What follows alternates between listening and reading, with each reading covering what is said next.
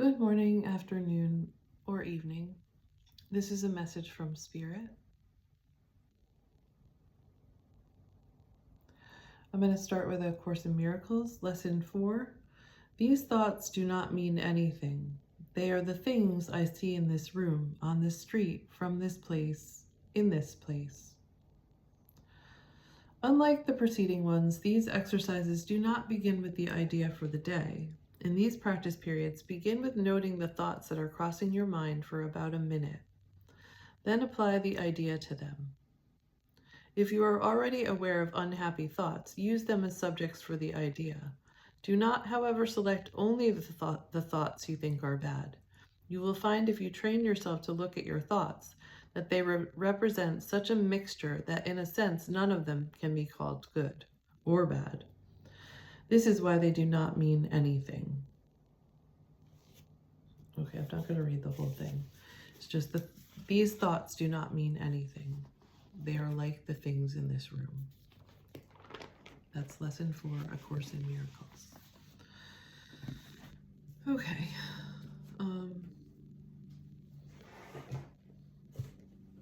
going to pull from my new deck, the Mary Magdalene Oracle.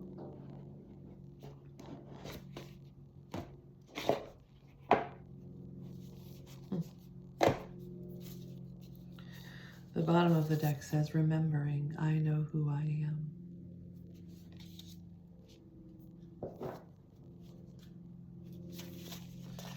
Well, let's see what comes out.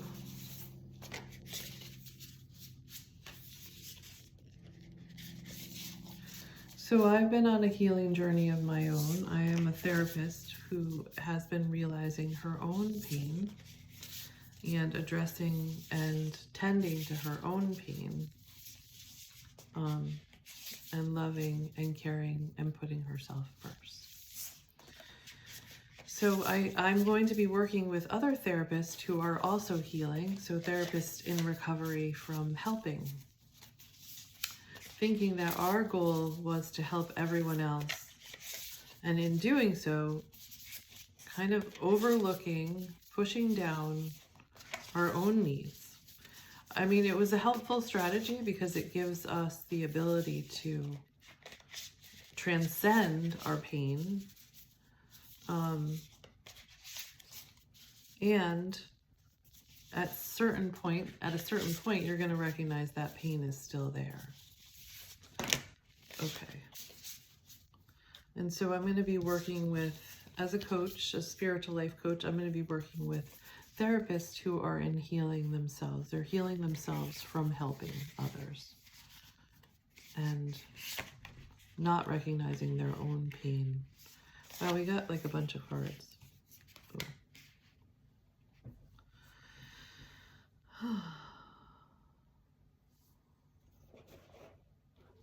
Okay, I'm going to get one of those cameras that looks down on the cards, but I don't have it yet, so I'm just going to show you them.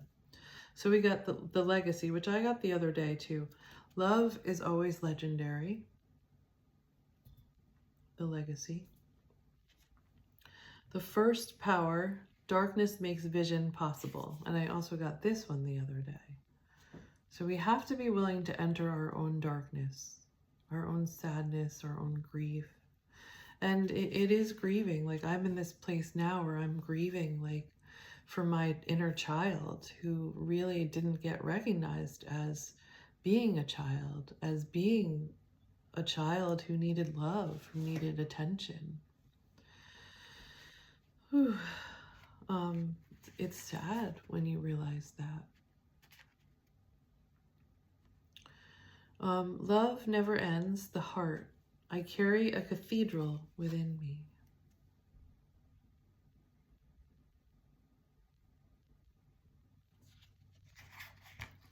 And the red thread, good recognizes good. Okay, these cards are new to me, so I'm going to read a little bit about them.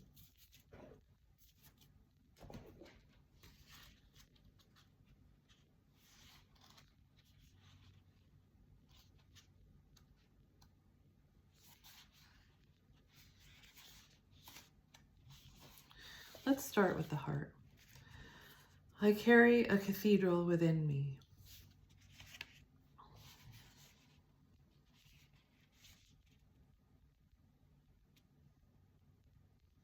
What I've come to understand is that these breathtaking and miraculous cathedrals, these churches, mosques, temples, synagogues, and sanctuaries the world over, are meant to reflect the majesty and divinity of what we also contain within us.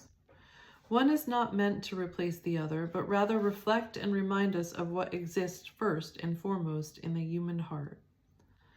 As we know too well, sanctuaries can burn and be destroyed, but the human heart contains the most significant force we can ever experience in life, the power of returning to love. The Gospel of Mary refers to the divine as simply the good, and one of the passages that confirms Mary Magdalene as a spiritual leader among the apostles, comes from Mary 5:9. When Mary had said these things, she turned their hearts toward the good.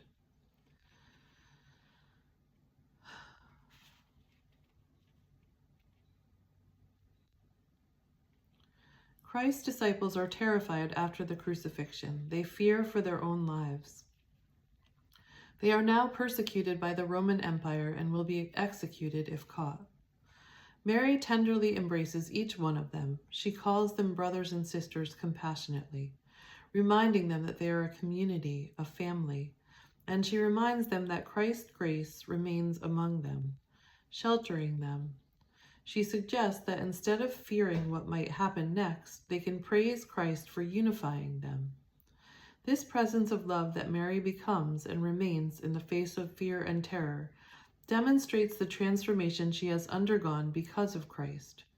She has entered the cathedral of her very own human heart so that she can then share the vast love it contains to everyone around her. She becomes the most powerful love we can ever be for ourselves and others. She becomes the presence of love, which is the good within every one of us. And the soul voice meditation, which is like breathing in and connecting to your heart. And then asking the question, what does it feel like to know that I carry a presence of love within me?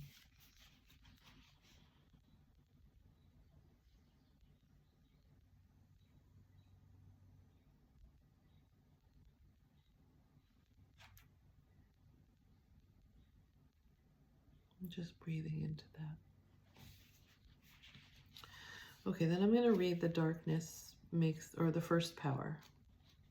The first power.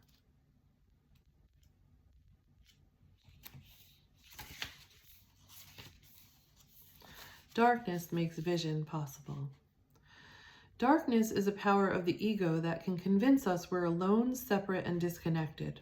Sometimes darkness comes so we can practice a form of vision that becomes possible only when all sources of external light leave us.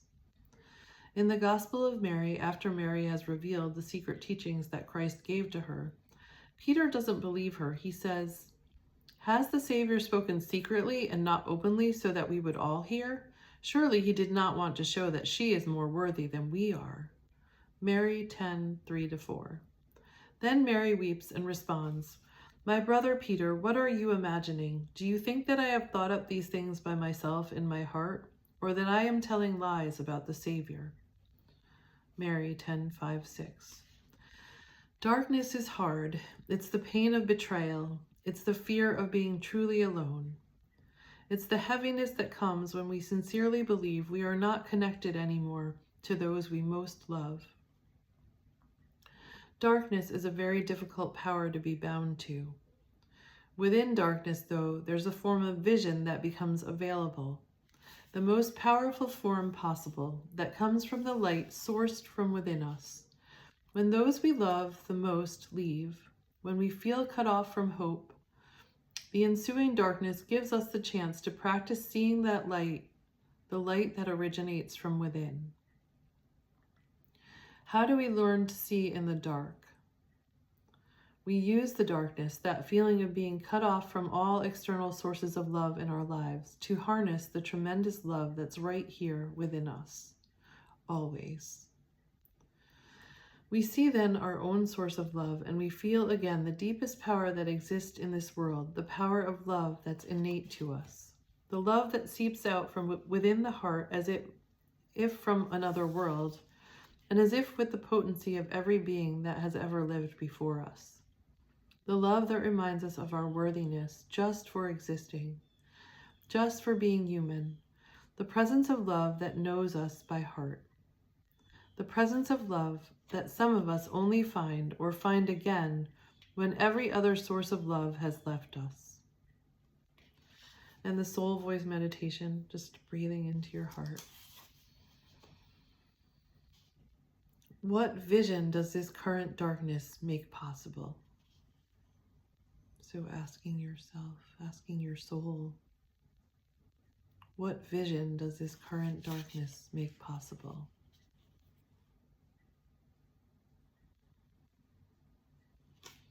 And that will be what you're birthing.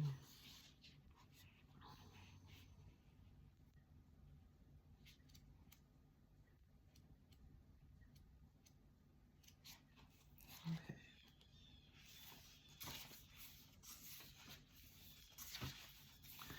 The legacy. Love is always legendary. I dreamt once that I was at the bottom of the ocean. I felt this impossible weight on me, as if I was holding up the entire ocean with my tiny little back. Then this unexpected ripple of light made me lift my head. I glanced up to see a huge mirror right in front of me. At first, all I could see was the suffering on my face from the weight. But then I saw my grandfather standing beside me, and he had that glowing look of love that he often used when he was alive. I noticed that he was just the first in an endless line of ancestors, all looking at me with that same love gaze, and they were all there holding up the weight of the ocean with me.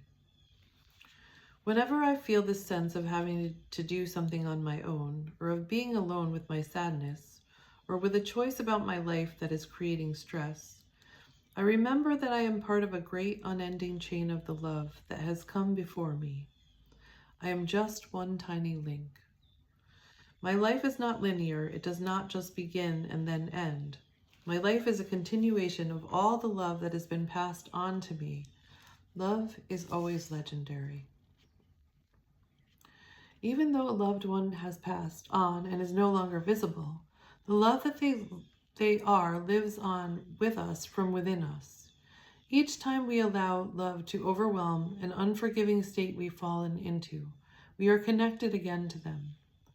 All love lives on through us from within us, hidden and unseen, yet no less real. This is the form of vision Mary Magdalene practiced. This is how she was able to see Christ within her heart. And maybe this is what Mary shared with Sarah and all those around her. This is the form of vision that lifts the weight of what we thought we had to do alone. Yeah, so this connects with the helpers and the healers and the therapists who thought that they had to save the world, who thought that they had to save people in their family, who thought that they had to save their clients.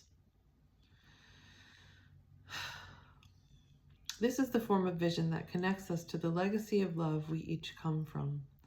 And this is why Mary responds to Peter in her gospel, I will teach you about what is hidden from you. And the soul voice meditation, breathing in, connecting to your heart. Whose love lives on through me? And I know for this was my grandmother. My grandmother inspired me to be the therapist that I was, that I am. Recognizing that all any of us really needs is somebody to sit with and to feel the things that we need to feel. Because in that feeling, we heal them.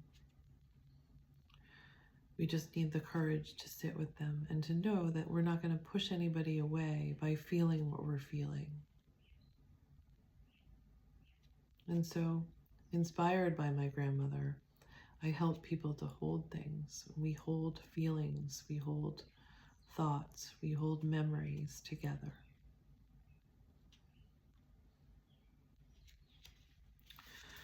And then the last one is the red thread.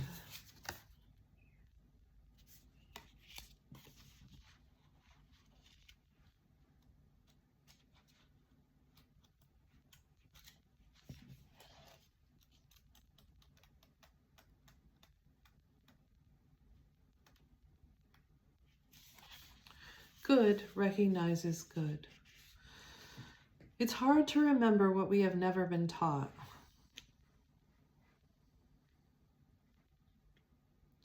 It takes trusting our own intuition, our own heart. And that's what I'm learning now. I'm learning how to trust myself because I thought maybe I was too much, or not enough, or just not lovable. And so I'm learning to trust myself and to trust my intuition. It takes learning how to listen to what the soul whispers to us when we can get still enough, free enough from the distracting chaos of our everyday life. It's a mystery to me what allows us to remember the good, and I trust it always will be. Maybe it's blood memory. Maybe it's encoded somewhere in the soul or in the heart of what it means to be human. Good recognizes good. I was first given a red thread by a shaman when I saw her the first time. The only accurate way to describe it is that I recognized her. I remembered her. But I couldn't possibly know or grasp how or from when. And that wasn't the point of recognition. The point was to strengthen my own trust in myself because my intuition, my soul, had led me to her. The red thread is about remembering the good within ourselves and each other. And the red thread is about recognizing those who are walking with us to remind us that we are here together to be the good. It's worn on the left wrist, the feminine side of the body, to acknowledge that it's the feminine within each of us that receives spirit from within. The red thread is for those of us who are devoted to returning again and again to the heart, who listen to what the heart knows and then do whatever we can to put that knowing into action. Mary Magdalene anointed Christ before he was crucified. Mary made anointing the most sacred ritual in the Christian tradition. Mary was given secret teachings from Christ because his love for her was extraordinary. Mary's gospel was buried and forgotten for millennia. This is why I wear the red thread. It's hard to remember something you have never been taught. But I do this in memory of her. I do this because the good can never be lost. Breathing into your heart. And the soul meditation is, what do I know in this moment that no one ever taught me?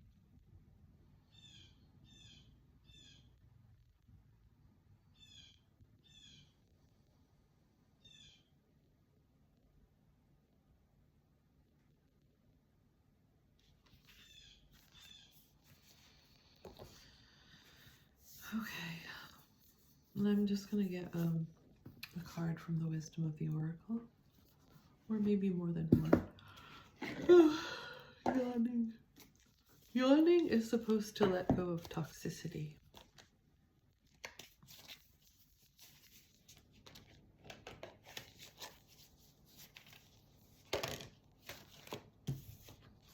All that glitters.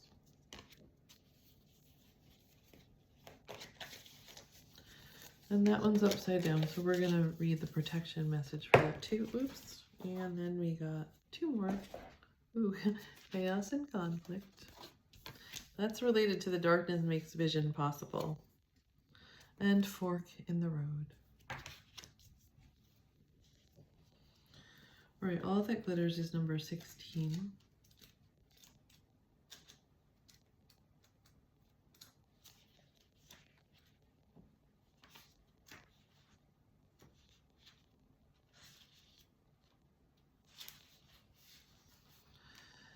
A need to see beyond the superficial, the desire to don a mask or dress something up to disguise its true nature, trying to be something you're not, chasing after every sparkly new thing, being mercurial.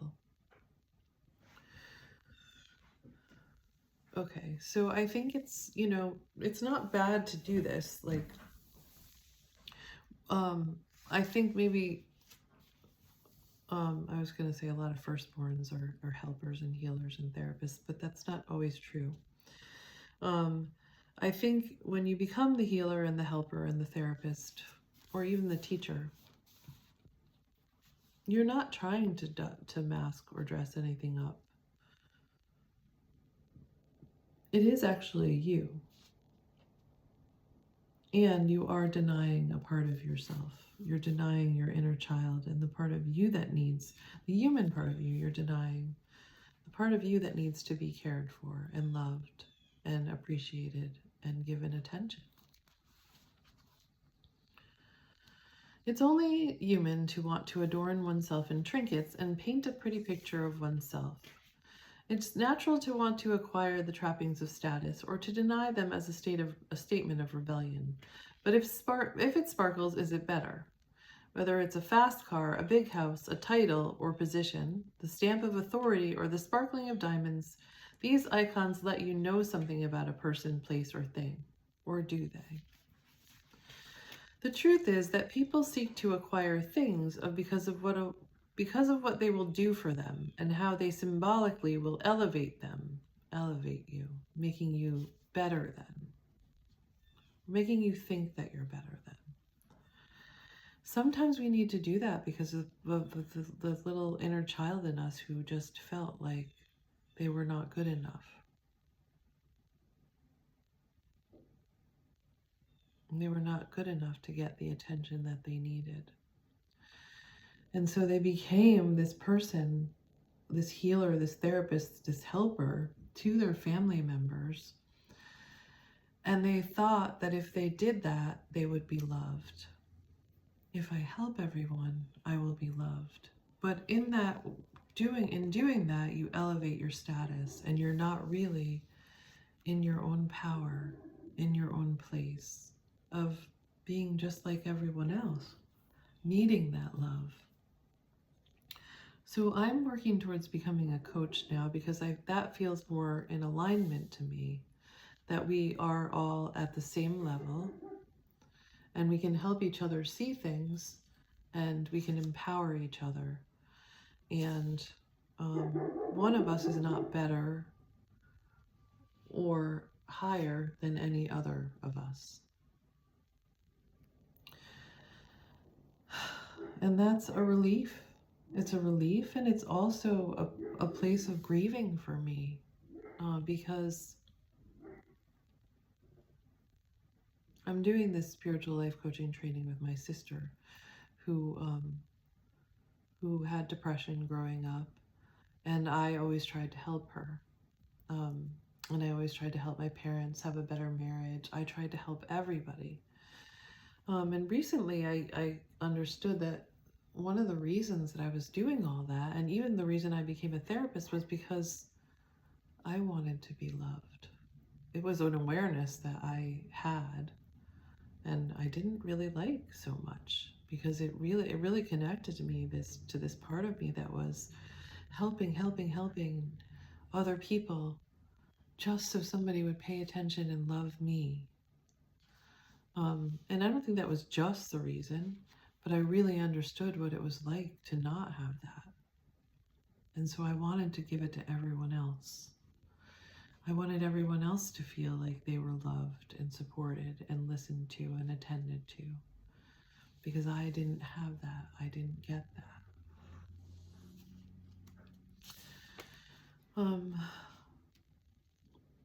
The truth is that people seek to acquire things because of what they will do for them and how they symbolically will elevate them, which I just read, and make them more attractive. This card signals that it's time to see beyond the adornments and probe underneath the surface. Learn to recognize the mask people wear, the mask that you wear, and the motives underlying them. Imagine that all that glitter is gone. Imagine that you weren't a therapist anymore or a teacher. Would you still love yourself?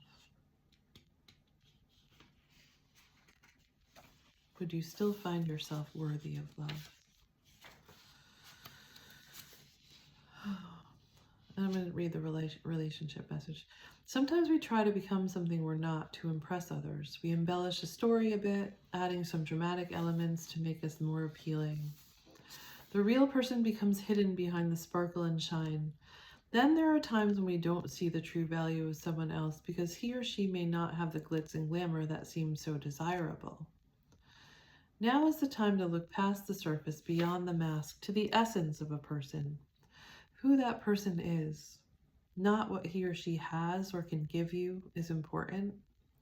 Okay, we're learning to see with the soul instead of the ego.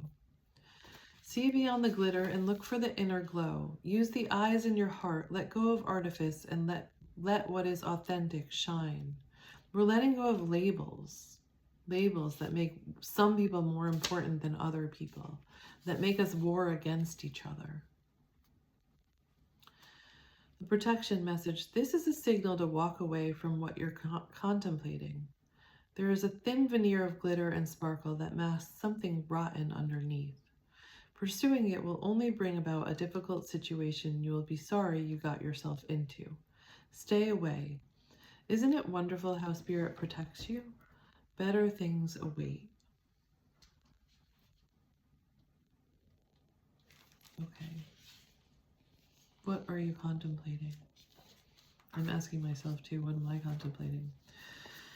I feel more settled. I actually took a training yesterday in using tarot cards in therapy, which really helped me to heal some of that witch wound that I had of like, oh my gosh, this part of myself is I have to hide it. I have to hide this part of myself from the world of therapists because it's not appropriate. And actually, I'm finding that a lot of people are using tarot cards in therapy, and I'm going to use them in my therapy. I just took a training on it, and so now I know how to do it.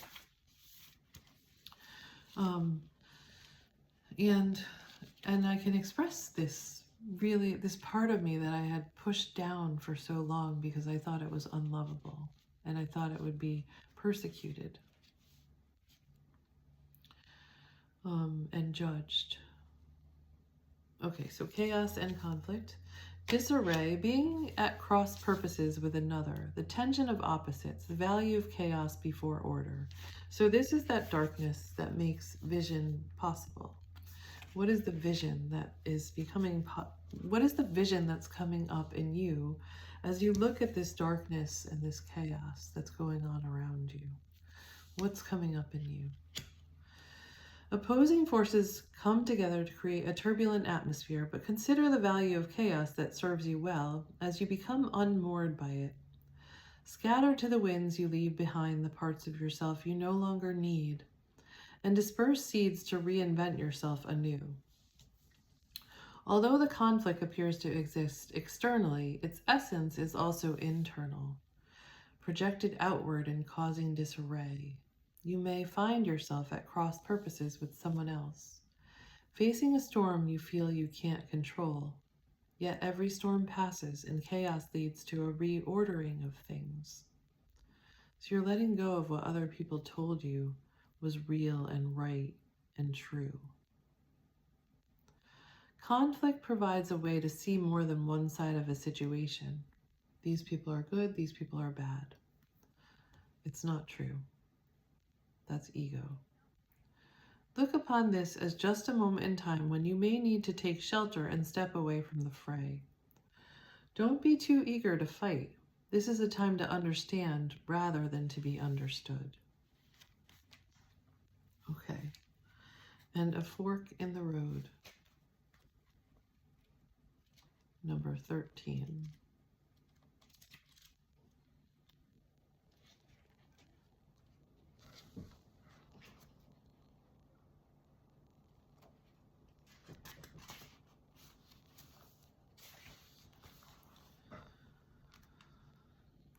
Okay. Time to make a decision, considering the consequences as you prepare to act. Owning up to your obligation to make a necessary choice. Every choice has a consequence. You've arrived at a fork in the road and are being asked to come to a decision. Will you further your dreams by choosing left or by choosing right? Will you take the road less traveled or the one well worn by others who have come before you? This is your choice and yours alone to make. Are you going to learn to listen to yourself as opposed to all those other people that told you what was right?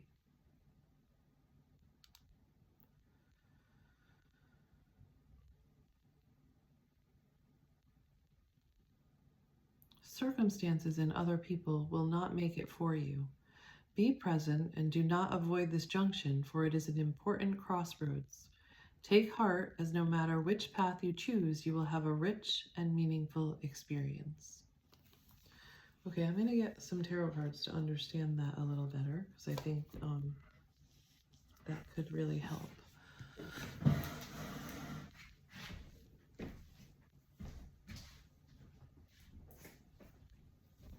Let's see if I can get my dog in, because she's bothering someone.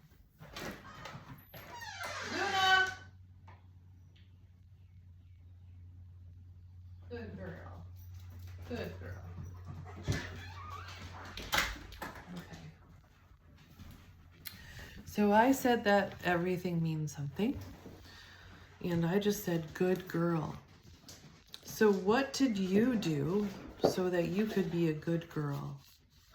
What have you been doing so that you'll be seen as a good girl that's no longer working for you?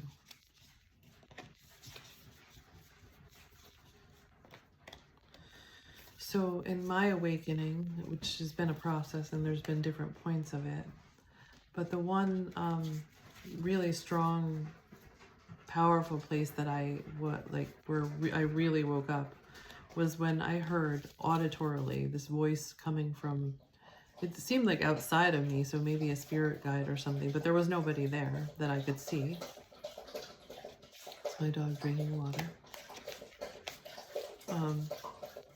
Maybe you need to drink more water. Let this energy come through you. What I heard was, you thought if you did everything right, you would be loved. And I was like, whoa, yeah, that's the good girl, you know? I was a good girl. I helped everybody. I did everything that I was supposed to do. And then I woke up and realized that my 25-year marriage, I wasn't getting the love that I wanted. I wasn't getting the love that I really deserved. And I had to end it. And I had to hurt him. I had to hurt my kids by getting a divorce. That wasn't a good girl thing to do.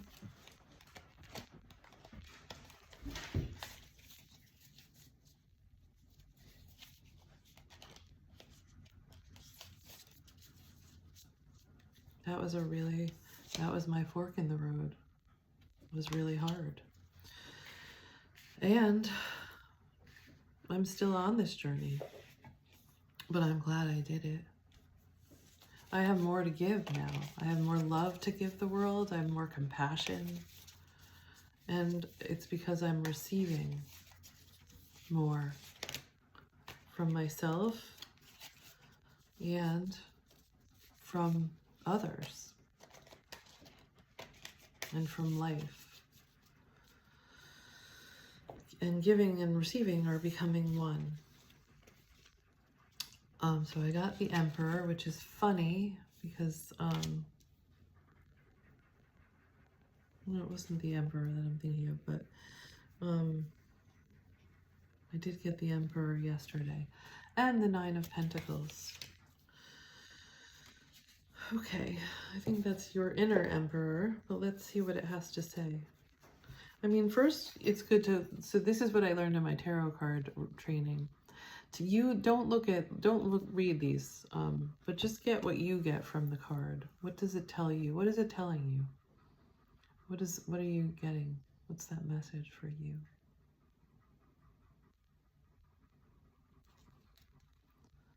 I think he's holding a lantern or some kind of, looks like it has a cross on it.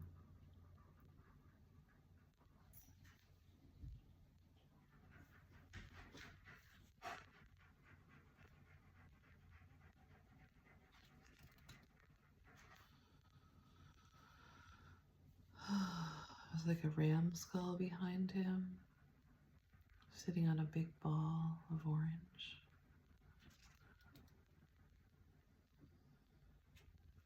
The Emperor.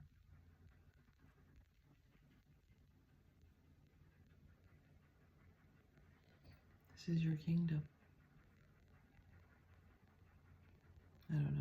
I'm just saying what I'm getting. But you really need to get your own meaning from it. Okay. And the Nine of Pentacles. Money does grow on trees.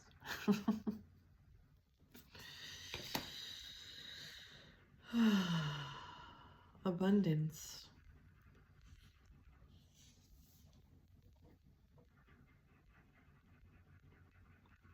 Well, that's interesting. I mean, I do feel those cards for myself.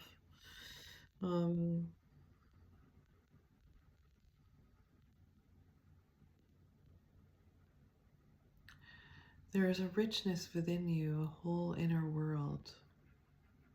When you start to access that,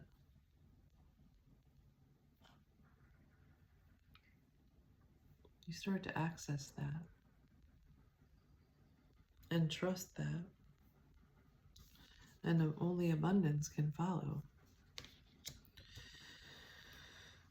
So that's what's waiting for you on the other end of the fork.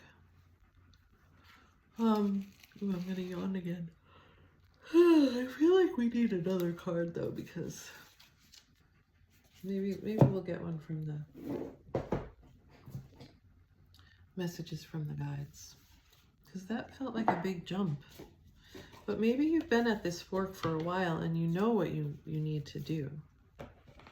You just are needing some courage to do it. Live your bliss. That's really cool. All right, live your bliss.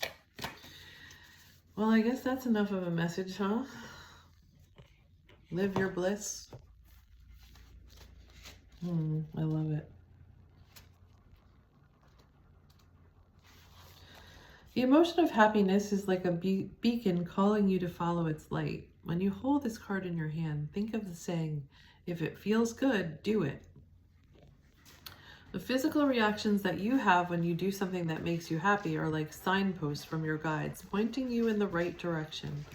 Whether you are consciously aware of it or not, there are unique lessons to be learned by following your bliss. Think of the sensations of fulfillment and satisfaction as pearls that are strewn before your soul's journey. They lead you in the right direction. Conversely, if something makes you fatigued or bored, that is also a sign that you have ventured onto a path that won't ultimately fulfill your soul's blueprint. On Earth, you will be compelled to various interests or desires. This is because you are coming closer to your soul's nature. Following your dreams is also about letting yourself express your joy. In doing so, you are in alignment with your personal truth. If this card appears often in your spread, it may be time to examine your priorities. Many lessons that you have incarnated to learn deal with knowing yourself well enough to take chances to follow through on what your soul is telling you, even though it may not seem rational or make sense. Okay, so yesterday in my training, that was kind of what kept coming through, is like giving myself the permission to do what makes me happy. And once I was able to do that and to like heal some of that witch wound and realize that all these things that I was holding myself back. I kept telling myself that I couldn't express this part of myself as a therapist. And it was hurting me. And so in doing that training, I realized that I actually could express this part. And that would make me so happy to be able to do that. So I changed my Psychology Today description, and I put that that's what I like to do. That's how I help people. And basically, I'm helping you uncover your spirit, because that is what's going to give you life force energy. And it's your gift to the world. It's what's going to get you through these dark times, this chaos and conflict. And it's going back to the very beginning. God, this is from A Course in Miracles, and I don't think I read it at the beginning of this one, but I did another reading about it this morning. Gosh, hopefully I can find it.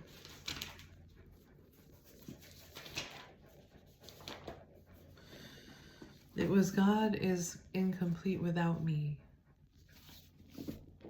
And so it was the importance of your gift to the world. But your gift to the world is not you being better than everyone else or helping everyone else by sacrificing your own needs.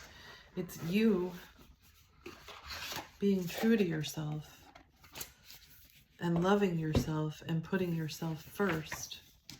You can still serve others, you can be in service to others, but you do it by choosing your own happiness. What is going to make you happy? Giving yourself permission to follow your bliss, to live your bliss. Okay. And so it is. And so you remember. And the light in me sees the light in you.